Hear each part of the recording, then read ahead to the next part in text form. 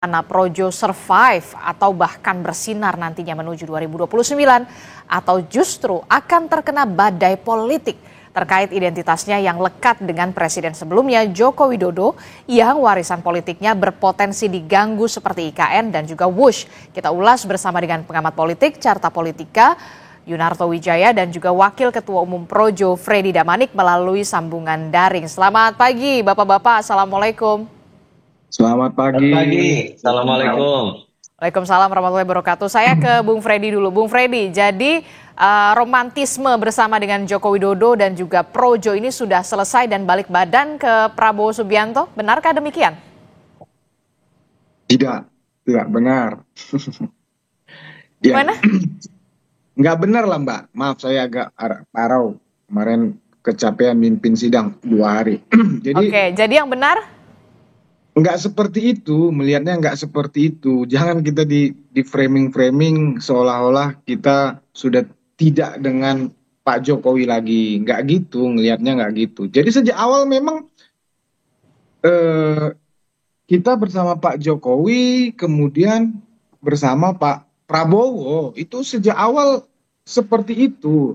Hanya, ya ini kan Kongres. Ya, dan kalau dari sisi mekanisme organisasi, ya kita ini harusnya terakhir itu Rakernas 2023, kemudian harusnya Kongres itu di akhir 2024, telat hampir setahun kita ini karena kemarin ada pilkada dan seterusnya dan seterusnya. Nah, jadi yang secara organisasi seluruh kader Projo itu berkumpul baru kali ini, dan resolusi politik itu ya memang momentumnya di Kongres ini dan itulah yang terjadi. Nah, jadi memang kita harus bertransformasi seperti yang sudah dijelaskan ketum kami Budiari. Transformasi yang dimaksud adalah sebetulnya itu hanya penegasan, misalnya nama Projo itu di ADRT kami, ya itu yang sudah sejak tahun 2014, ya anggaran dasar itu di Kumham memang namanya hanya Projo. Ya, namanya hanya Projo. Pro Jokowi itu adalah bagian dari sejarah. Sejak zaman relawan itu memang namanya pro relawan pro Jokowi, kemudian bertransformasi menjadi ormas hanya Projo saja, yang artinya yaitu negeri dan rakyat, orang-orang yang mencintai negeri dan mencintai rakyatnya. Nah, kemudian yang sekarang ini kelihatannya transformasi lagi di Kongres ini, yaitu perubahan logo. Perubahan logo. Kami itu diputuskan oleh seluruh peserta. Nah, kami belum memutuskan apa itu logonya, nanti rencananya akan disayembarakan. Tapi tetap namanya Projo gitu. Kalau namanya nggak ada berubah. Namanya tetap Projo, gitu loh. Kalau orang Projo Manado bilang, ya kita Projo itu artinya Prabowo Jo, katanya begitu. Oh, beda lagi ya. Oke. Jadi nggak ada. Kita hari ini dengan Kongres kemarin, kemudian selesai romantisme dengan Pak Jokowi, kemudian menempel dengan Presiden Prabowo, nggak gitu bacanya. Sejak awal, dan memang yang selain memang kita inisiasi dengan Pak Prabowo, mendukung Prabowo Gibran, itu juga kan arahan dan koordinasi dengan Pak Jokowi, gitu loh. Jadi masih sejalan ini, masih konsisten, hanya penegasan di dalam Kongres, memang itu momentum organisasi seperti itu. Oke, jadi nggak ada tuh istilah romantisme selesai, begitu sudah putus, itu nggak ada ya? Hanya bertransformasi. Transformasi organisasi aja. Oke, tapi kalau misalkan udah ganti logo, begitu sudah tidak lagi menggunakan, nantinya tidak akan menggunakan wajah siluet Pak Jokowi lagi, nanti akan ke Solo nggak untuk izin untuk merubah logo atau gimana nih komunikasinya? Jadi kemarin pagi kebetulan saya tidak mendengar, tapi beberapa teman mendengar, saya lagi mimpin sidang, itu Ketum Budiari bersama teman-teman lain itu komunikasi teleponan dengan Pak Jokowi. Ya, kita menyampaikan Pak, dalam waktu dekat kita akan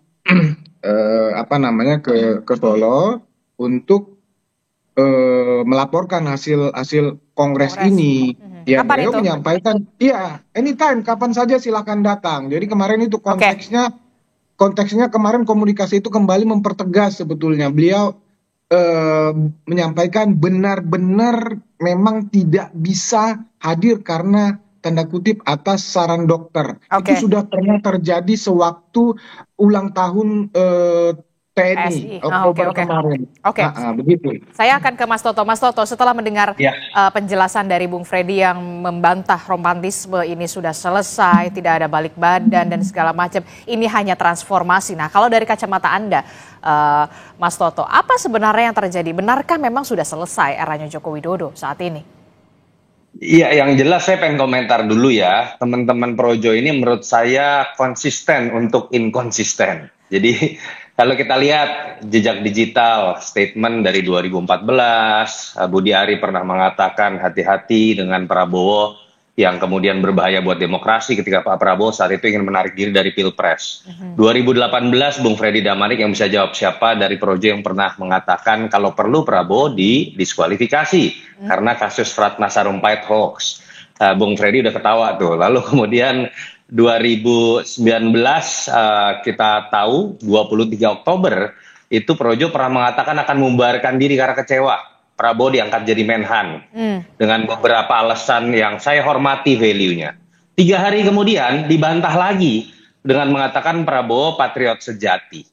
Dari sini saja kita sudah lihat karakter, saya nggak tahu apakah ini sekarang disebut ormas, apakah relawan, atau sekedar sekumpulan orang yang memang ingin bertahan dalam mengekor kekuasaan. Dan buat saya ini tidak mengherankan dengan sepak terjang seperti ini, bahwa ketika kemudian ormas ini kemudian merasa harus tetap ikut dalam kekuasaan, pilihan paling tepat dan paling pragmatis adalah kemudian melekatkan dirinya lebih dekat lagi dengan Prabowo. Dan pada titik itu kemudian keberadaan siluet Jokowi, keberadaan definisi Projo yang masih diartikan sebagai pro Jokowi, tentu saja itu akan dijadikan penghalang.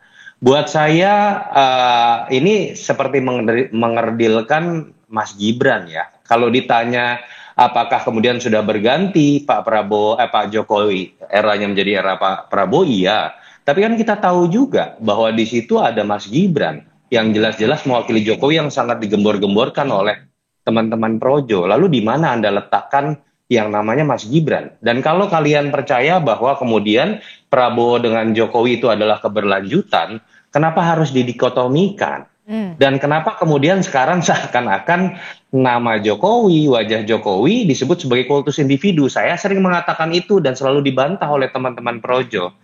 Sudahlah berkaca diri, jangan kemudian merusak nama relawan. Yang jelas ada fakta empiris ketika ada 2 relawan yang ditempatkan menjadi kabinet, dua-duanya berakhir buruk. Yang satu namanya Noel dengan Jokowi mania yang juga sama tuh ceritanya, berubah menjadi Prabowo mania. Sekarang lalu ada Budi Ari yang kemudian dipecat, itu fakta empiris. Lalu kemudian juga mengikuti jejak Noel juga, malah kemudian melekatkan dirinya walaupun namanya Projo, tapi menghilangkan nama Jokowi dan lebih mendekatkan. Oke, Mas Toto, sepertinya sinyal Anda sedikit terputus, begitu kami akan memperbaiki lagi. Tapi kemudian tadi kita sudah dengarkan bagaimana paparan Anda dan juga pemahaman Anda soal ini begitu ya. Nah, kalau saya ke Bung Freddy. Siapapun, tapi fokus pada yang namanya value-value yang saya jarang sekali mendengar itu dari teman-teman Projo ketika menjelaskan apa yang bisa dilakukan Prabowo ke depan. Oke, maaf sekali Mas Toto, tadi ada sempat terputus suara Anda, bisa diulangi lagi penjelasan Anda di saat setelah dikotomi tadi? Mas Toto? Jelek sinyalnya. Oke, sinyalnya sedikit bermasalah. Saya ke Bung Freddy. Bung Freddy, bagaimana Anda bisa menjawab ini? Projo konsisten yang inkonsisten begitu ya? Sekelompok orang yang hanya bertahan untuk mengekor kekuasaan. Benarkah demikian? Ya, itu kan udah selesai dan itu semua sudah menjawab itu. Ya, Presiden Prabowo sudah menjawab itu, dijawab dengan Presiden Jokowi sudah menjawab itu, PDIP juga sudah menjawab itu, yaitu ketika bergabungnya Presiden Prabowo dalam kabinet Pak Jokowi, ya bergabungnya Gerindra dengan dalam kabinetnya Pak Jokowi, itu semua sudah dijawab, ya politik persatuan, persatuan nasional. Itu juga yang terjadi kepada Projo, karena Projo bagian dari itu. Demikian juga terhadap partai-partai. Jadi menurut saya itu semua sudah selesai, ya apapun itu Mas Oto mengatakan mau itu inkonsisten, retorika, apapun itu, tapi ya itulah politik kita per hari ini, per kemarin bergabungnya bersatunya Prabowo dengan Pak Jokowi, yaitu kami berada di situ. Jadi memang politiknya harus ikut itu, seperti itu. Oke, jadi politik memang harus seperti itu, Mas Toto katanya. Bukan politik harus, tapi itulah yang kami di situ ikut politik persatuan nasional itu, sama juga dengan partai-partai lainnya, begitu loh. Sama juga dengan PDIP juga, justru PDIP yang terbesar di kabinet di koalisi itu, mereka tidak menolak itu, justru mereka yang merangkul, kan begitu. Jadi ya kami berada di situ sama dengan partai-partai itu, sama dengan. Tapi kan Projo bukan partai. Ya, kami bukan partai, tapi kami berada di situ. Kami bukan partai, kami adalah ormas yang berpikir dan bertindak, berperilaku kami seperti politik. Kan seperti itu, terserah. Mau dibilang lebay apa, tapi itulah Projo hari ini seperti, dan sejak kami putuskan menjadi ormas, memang kami sudah memutuskan bahwa akan bertindak, berpikir, dan berperilaku secara politik. Ya, tidak seperti ormas yang lainnya, misalnya kepemudaan, yang lainnya beda. Kami memang menyatakan kami ormas politik, dan tidak ada masalah, memang itulah kami, begitu loh. Oke, Mas Toto.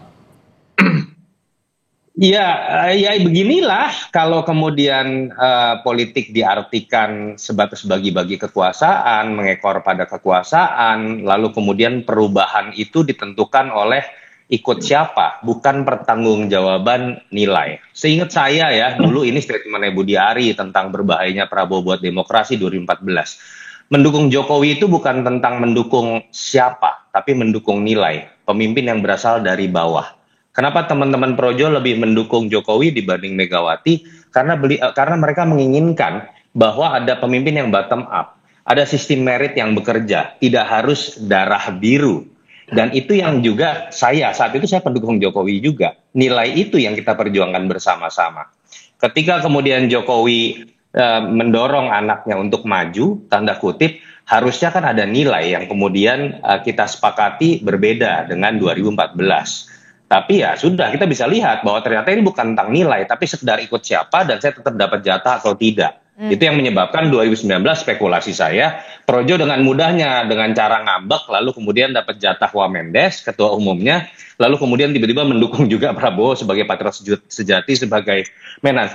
Ini pendapat saya, Bung Freddy pasti berbeda dan silakan masyarakat yang menilai.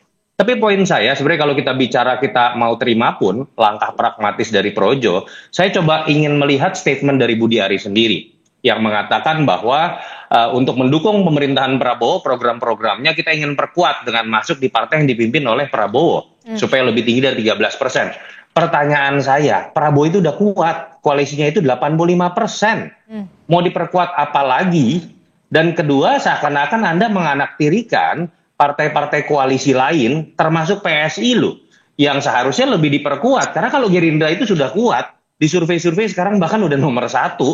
Jadi jangan bicara ingin memperkuat Gerindra. Yang harus diperkuat, apalagi Anda punya latar belakang lahir dari Jokowi, itu adalah PSI. Ini kalau menggunakan logikanya Budi Ari. Artinya kalau saya lihat di sini, jangan diputar balikan seakan-akan Gerindra yang butuh Projo. Projo atau Budi Ari yang butuh kemudian kekuatan politik bernama Gerindra. Butuh partai besar untuk gelendotan. Dan itu sah-sah saja, tidak ada yang salah. Tapi dalam konteks pendidikan politik, paling tidak argumentasi itu diberikan dengan hal-hal yang masuk akal dan jangan kemudian diputar balikan lalu kemudian membuat orang malah menjadi bingung. Ya paling tidak kalau tidak memberikan kontribusi secara elektoral, memberikan kontribusi lah secara pendidikan politik. Itu Terakhir, saja. saya mau ke Mas Toto, singkat saja, mampukah kemudian Projo ini bisa bertahan dengan kemudian berbalik badan, justru kemudian mencoba bertahan untuk mengekor kepada kekuasaan di 2029? Pada akhirnya sejarah yang memperlihatkan baik ormas ataupun partai itu bertahan karena terpaan sejarah, prinsip yang dipegang, values yang tetap dipertahankan. Atau memang memiliki sosok yang sangat kuat karena sangat karismatik, dihormati untuk kemudian bisa menjadi magnet elektoral. Itu di level partai. Ormas pun kira-kira seperti itu ketika berbicara ormas politik. Pertanyaannya apakah Projo memiliki syarat? Buat saya Projo adalah ormas yang paling inkonsisten, yang tadi saya sudah jelaskan dengan berbagai macam alasan, sehingga prinsip apa dan value apa yang bisa kemudian jadi faktor pengikat. Yang kedua, ya apakah Budi Ari bisa menjadi magnet elektoral, yang menjadi menteri saja dipecat, lalu kemudian sekarang orang bingung menerjemahkan apakah dia orang Prabowo ataupun orang Jokowi. Mohon maaf, saya tidak melihat prasyarat itu ada. Oke, terakhir Bung Freddy, apa jawaban Anda soal penjelasan tadi Gerindra koalisinya tidak pemerintahnya itu tidak perlu lagi didukung, yang perlu didukung kalau memang Projo itu ya harusnya mendukungnya PSI begitu, yang butuh dukungan, butuh support, bukan kemudian malah mendukung koalisi pemerintahan yang sekarang ini sudah kuat. Ya, memang kita salut melihat dengan Mas Toto ini, ya beliau ini konsisten sejak awal, memang narasinya seperti itu. Ya, narasinya selalu adu domba kan begitu, adu domba Prabowo Jokowi, sekarang adu domba Projo kemana-mana. Ya, tidak seperti itulah. Kita Ditanya apa, jawabnya apa. mendukung itu dalam banyak hal kita dengan narasi juga bisa mendukung ya.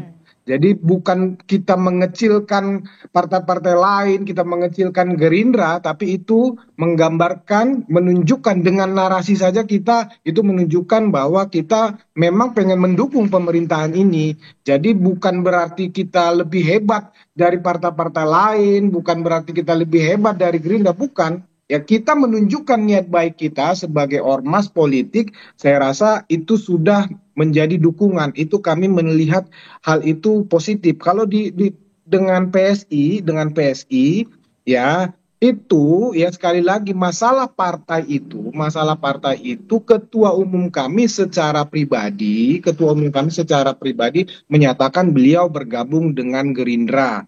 Ya, tetapi dalam salah satu resolusi kongres kami bahwa Ormas Projo tetap akan